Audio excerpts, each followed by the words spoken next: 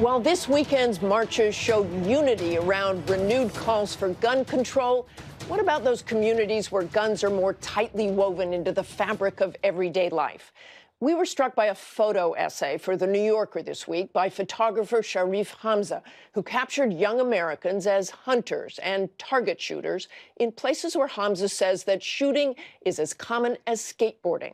The magazine notes some of the growing popularity is the result of gun advocacy groups investing heavily in youth recruitment and shooting sports. So this week, as the marchers headed into Washington, we headed out west to Arizona for a gut check on guns. At a popular gun range in Tucson, a reminder that to many Americans, firearms are far more than weapons. Whenever I was in 8th grade, my dad introduced me to shotgun shooting and I fell in love with it. From there, it took off.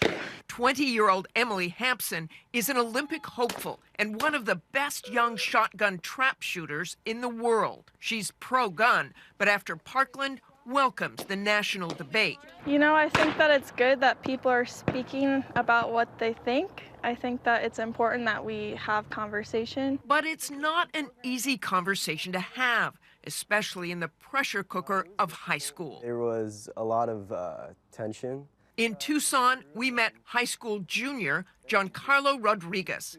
During that March 14th school walkout, protesting gun violence, he and a few friends staged a small counter-protest. We weren't necessarily too accepted, I guess you could say, but we were just there to pray and state our views that people kill people, not guns. And what were some of the kids saying to you? We got attacked physically and verbally, and I was just kind of trying to block it out because I didn't want to stoop down to that level. Give me your single strongest reason why you think people should be able to keep, say, an AR-15. It's just simply the Second Amendment. That's our right, and we're going to keep it. At a nearby park here in Tucson, we sat down with high school junior Oscar Orozco. He was with Giancarlo in that counter-protest, and students Hope Hinsey, Rebecca Sands, and Jamie Stone. These young people know gun violence all too well. Rebecca and Jamie were in elementary school in 2011 when a gunman shot Arizona Congresswoman Gabby Giffords at a political event. The shooter turned the gun on the crowd. 6 people were killed, including their classmate, 9-year-old Christina Taylor Green. At a memorial service 1 year later, Jamie stood before thousands to share her memories of her best friend. She made me a better person.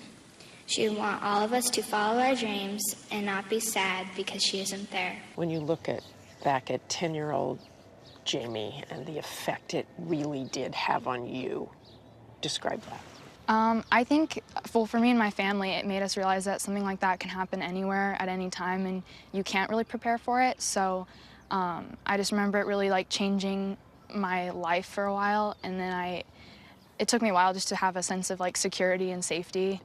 Tell me how you think you changed. I knew immediately that we needed to do something to show Christina and her family that we cared. You have MSD Strong? Yes.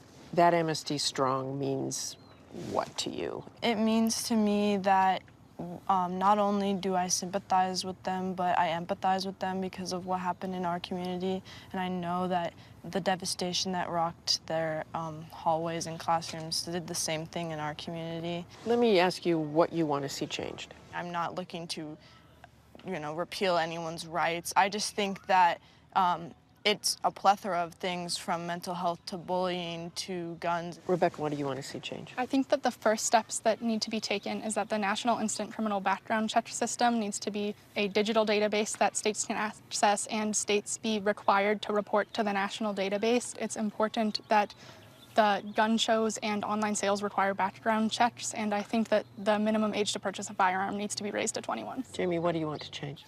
Well, I, like Hope, don't think that we need to take guns away. I grew up in a family where guns weren't bad and I was comfortable around them, but I do think, as Rebecca said, that it should be harder to get a gun. Oscar. You have a little different opinion here. You were involved in the counter protest. Yes, I was involved with the counter protest, but we were still there to show our respects to the people that died in Florida. You don't want any further restrictions. There should be a further mental screening to actually obtain a rifle. Where do you think we'll be in 5 years with any sort of change? I think that as this generation comes to voting age, we'll be able to elect people that I hope that will actually take action, and that no one's rights will be infringed, but we will feel safer at school. In 5 years, all of us will not only be old enough to vote, but also old enough to run for office. And so if we don't see the change quick enough, we will step in and make the change. Yeah, I hope that our generation will have a positive impact on the future and can work together to make a better compromise. Would you be willing to compromise? Yeah, of course. If they can understand my opinion or my point of view, and I can understand their point of view, I can always come with a compromise for them.